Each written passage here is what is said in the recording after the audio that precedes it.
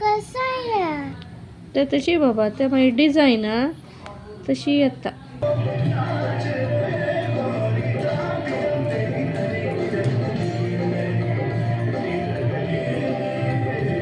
ಒಂದು ಗಂಟೆಯಿಂದ ಈ ಮಕ್ಕಳಿಗೆ ಕತೆ ಹೇಳಿ ಆಯಿತು, ಪದ್ಯ ಹೇಳಿ ಆಯಿತು, ಎಲ್ಲ ಹೇಳಿ ಆಯಿತು. ನೋಡಿ ಈಗಲೂ ಕೂಡ ಮಲಗಿ ಆಗಲಿಲ್ಲ ನಮ್ಮದು. ನಮಸ್ಕಾರ ಕೈ ನಮಸ್ಕಾರ.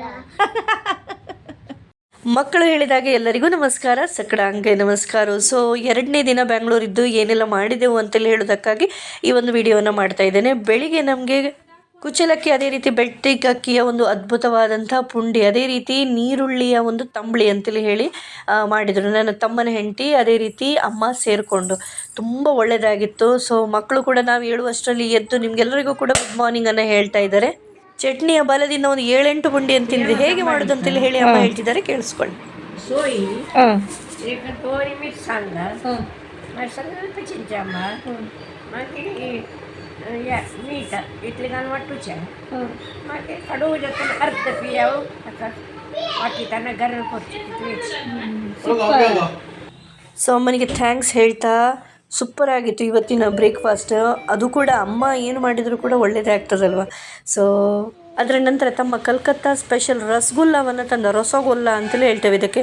ತುಂಬ ಅದ್ಭುತವಾದಂಥ ಸ್ವೀಟ್, ತುಂಬ ರುಚಿಯಾಗಿತ್ತು, ಮತ್ತೆ ಮತ್ತೆ ತಿನ್ನುವಂಥ ಆಸೆ ಆಗ್ತಾಯಿತ್ತು. ಸೊ ಇದನ್ನು ತಿಂದಾದ ಹಾಗೆ ನೆಕ್ಸ್ಟ್ ಗಜ್ಬಜೆಯ ಒಂದು ತಯಾರಿ ಆರಂಭ ಆಗಿದೆ. ನನ್ನ ತಮ್ಮನ ಹೆಂಡತಿ ರಪ ಎಲ್ಲ ಗಜ್ಬಜೆಯನ್ನು ಇಲ್ಲಿ ಮಾಡಿದ್ದು. ಮೀನ್ವೈಲ್ ನಮ್ಮ ಮಕ್ಕಳ ಕೋಣೆಯಲ್ಲಿ ಏನಾಗ್ತಾ ಉಂಟಂತ ಹೇಳಿ ನೋಡೋಣ.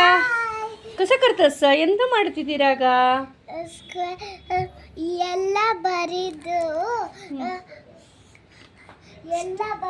ಸನ್, ಸ್ಟಾರ್ ಮತ್ತೆ ಮೂನ್ ಮಾಡ್ತಿದ್ದೀಯಾ? ಹೌದಾ? ವಾ, ವೆರಿ ಗುಡ್. ಎಸ್. ರಾಗ ಬಾಳಿಗ ಸ್ವರ ಕಸ ಕರ್ತಸ. ಸೂಪರ್. ಸನ್, ಸ್ಟಾರ್ ಮತ್ತೆ ಮೂನು ಬಳೆ ಸ್ವರ ಹಂಗ ಬಳೆ.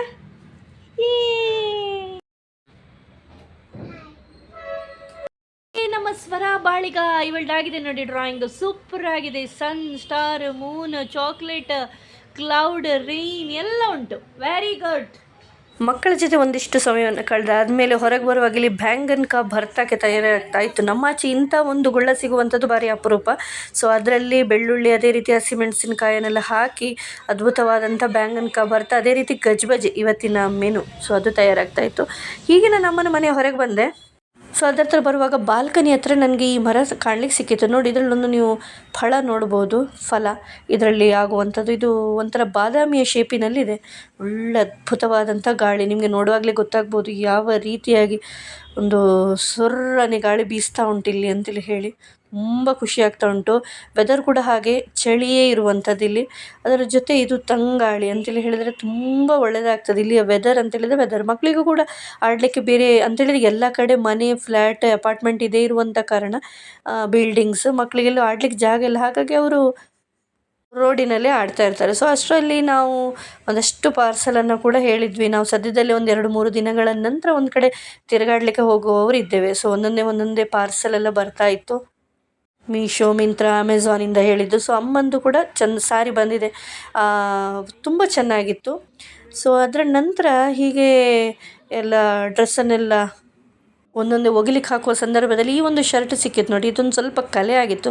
ಸೊ ಈ ಕಲೆ ಆದರೆ ಇನ್ನೂ ಹೋಯ್ತಲ್ವಾ ಅಂತೇಳಿ ಹೇಳಿ ಅಮ್ಮನ ಹತ್ರ ಹೇಳುವಾಗ ಅಮ್ಮ ಹೇಳಿದ್ರು, ಇಲ್ಲ ಇದಕ್ಕೊಂದು ಉಪಾಯ ಇದೆ. 2-3 ಸಾರಿ ಈನೋ ಪೌಡ್ರ್ ಏನಿದೆ ಅದನ್ನು ಆ ಶರ್ಟಿಗೆ ಹಾಕಿ ಒಂದು ಸ್ವಲ್ಪ ನೀರನ್ನು ಹಾಕಿ ಅದರ ನಂತರ ಹೀಗೆ ಬ್ರಷಿಂದ ಅದ್ದಿದ್ರೆ 2-3 ಸಾರಿ ಎಲ್ಲ ಕಲೆಗಳು ಹೋಗ್ತದೆ ಅಂತೇಳಿ ಹೇಳಿ. ಸೊ ಆಗಿದೆ ಕೂಡ. ಸೊ ನೀವು ಕೂಡ ಕಲೆ ಇದ್ದರೆ ಈ ಒಂದು ಇದನ್ನು ಟ್ರೈ ಮಾಡ್ಬೋದು. ಒಂದೇ ಸಾರಿ ಹೋಗೋದು 2-3 ವಾಶಲ್ಲಂತೂ ಖಂಡಿತ ಹೋಗ್ತದೆ ಅಂತೇಳಿ ಹೇಳ್ತಾ ತಡ ಆಯಿತು. ಬನ್ನಿ, 6 ಗಂಟೆ ಆಯಿತು.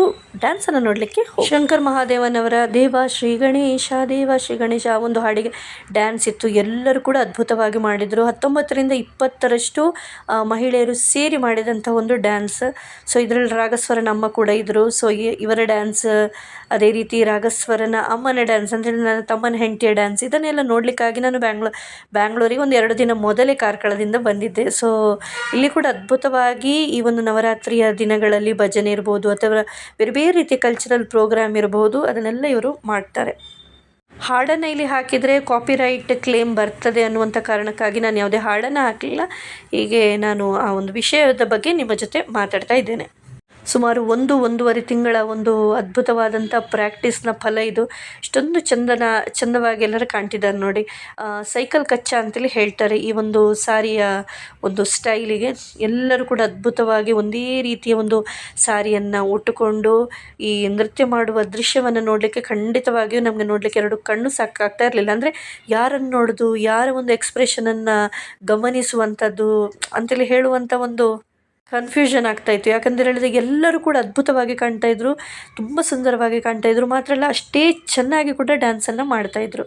ಸೊ ಅವರ ಜೊತೆಯಾಗಿ ನಾನೊಂದು ಫೋಟೋವನ್ನು ಕೂಡ ಕ್ಲಿಕ್ಕಿಸ್ಕೊಂಡಿದ್ದೇನೆ. ಎಲ್ಲರೂ ಕೂಡ ಆಪ್ತ ಹೃದಯಿಗಳಾಗಿದ್ದಾರೆ. ಎಲ್ಲರೂ ಕೂಡ ಚೆನ್ನಾಗಿ ಮಾತಾಡಿಸ್ತಾರೆ. ನಗುಮೊಗದಿಂದ ನನ್ನನ್ನು ಪ್ರತಿ ಬಾರಿ ನಾನಿಲ್ಲಿ ಬಂದಾಗ ಮಾತಾಡಿಸೋದಾಗಲಿ, ಒಂದು ಆಪ್ತತೆಯ ಒಂದು ಸ್ನೇಹ ಲೋಕವೇ ಇಲ್ಲಿ ಸೃಷ್ಟಿ ಆಗ್ತದೆ. ಸೊ ಇದರ ನಂತರ ಗೀತಾ ಕಂಠಪಾಠದ ಸ್ಪರ್ಧೆ ಕೂಡ ಇತ್ತು. ಭಗವದ್ಗೀತೆಯಿಂದ ಆಯ್ದುಕೊಂಡಂತಹ ಒಂದು ಅಧ್ಯಾಯದ ಒಂದು ಕಂಠಪಾಠವನ್ನು ಮಾಡುವಂಥದ್ದು. ಇದರಲ್ಲಿ ತುಂಬ ಚಿಕ್ಕ ಚಿಕ್ಕ ಮಕ್ಕಳು ಕೂಡ ಭಾಗವಹಿಸಿದರು. ಅದೇ ರೀತಿ ಅದ್ಭುತವಾಗಿ ಸ್ಪಷ್ಟವಾಗಿ ನಮ್ಮ ಭಗವದ್ಗೀತೆಯ ಅಧ್ಯಾಯವನ್ನು ಹೇಳಿದ್ದನ್ನು ಕಂಡ್ರೆ ನನಗೆ ನಿಜವಾಗಿ ಕೂಡ ತುಂಬ ಖುಷಿಯಾಯಿತು. ನಮ್ಮೂರಿನಲ್ಲೂ ಕೂಡ ಬಹಳಷ್ಟು ಪ್ರತಿಭಾನ್ವಿತ ಮಕ್ಕಳಿದ್ದಾರೆ. ಅದೇ ರೀತಿ ಇಲ್ಲಿಯೂ ಕೂಡ ಯಾವುದಕ್ಕೂ ಕಡಿಮೆ ಇಲ್ಲ ಅನ್ನುವಂಥ ಒಂದು ಭಾವ ಇವರೆಲ್ಲರನ್ನು ನೋಡಿ ನನ್ನಲ್ಲಿ ಮೂಡಿತು. ಅಂದು ಇಂದು ಅದ್ಭುತವಾದಂಥ ಡ್ಯಾನ್ಸ್, ಎಲ್ಲ ಪರ್ಫಾರ್ಮೆನ್ಸ್ ಕೂಡ ಸೂಪರ್ಬ್ ಆಗಿತ್ತು. ಇದರ ನಂತರ ಹೋಗುವಾಗ ನನಗೊಂದು ಪಾನಿಪುರಿ ತಿನ್ನಬೇಕಂತೇಳಿ ಹೇಳಿ ಭಾರಿ ಆಸೆ ಇತ್ತು. ಸೊ ಅದ್ಭುತವಾದಂಥ ಬ್ಯಾಂಗ್ಳೂರು ಪಾನಿಪುರಿ ಕೂಡ ತಿಂದು ಮನೆಗೆ ಬಂದ್ವಿ. ಮನೆಗೆ ಬಂದ ಹಾಗೆ ಒಮ್ಮೆದೆಲ್ಲ ಕೆಲಸ ಆದಮೇಲೆ, ಊಟ ಆದಮೇಲೆ ಮಕ್ಕಳಿಗೆ ಒಂದು ಮೆಹಂದಿ ಹಾಕುವಂಥ ಒಂದು ಕಾರ್ಯಕ್ರಮ ಕೂಡ ನಡೀತು. ಮೆಹಂದಿ ಅಂತೇಳಿ ಹೇಳಿದ್ರೆ ಸುಲಭ ನೋಡಿ. ಇದರಲ್ಲಿ ಅಚ್ಚು ಸಿಗ್ತದೆ. ಆ ಅಚ್ಚಿನ ಮಧ್ಯದಲ್ಲಿರುವಂತಹ ಒಂದು ಗ್ಯಾಪ್ ಏನಿದೆ ಅದರಲ್ಲಿ ಮೆಹಂದಿಯನ್ನು ತುಂಬಿದ್ರಾಯಿತು, ಅದೇ ಡಿಸೈನು ಬರ್ತದೆ. ತುಂಬ ಚೆನ್ನಾಗಿ ಈ ಒಂದು ಡಿಸೈನ್ ಬಂದಿದೆ. ಸೊ ಮಕ್ಕಳು ಎಲ್ಲರೂ ಇದನ್ನು ಇಡುವಂಥದ್ದೇ ಕಷ್ಟ ಅಂತೇಳಿ ಹೇಳಿದರೆ ಇಟ್ಟ ಹಾಗೆ ತೆಗಿ ಅಂತೇಳಿ ಹೇಳ್ತಾರೆ. ಬಟ್ ಇವರು ಹಾಗಿಲ್ಲ, ಇವರಿಗೆ ಮೆಹಂದಿ ಅಂತ ಹೇಳಿದ್ರೆ ತುಂಬ ಇಷ್ಟ, ಇಬ್ಬರು ಮಕ್ಕಳಿಗೆ ಕೂಡ. ಸೊ ಮೆಹಂದಿಯನ್ನು ಹಾಕಿದ ಅದರ ನಂತರ ಇಂಡಿಯಾ ಪಾಕಿಸ್ತಾನ ಮ್ಯಾಚ್ ಇತ್ತು. ಸೊ ತುಂಬ ಒಂದು ಇಂಟ್ರೆಸ್ಟಿಂಗ್ ಆಗಿರುವಂಥ ಮ್ಯಾಚನ್ನು ನೋಡ್ತಾ ಇಂದಿನ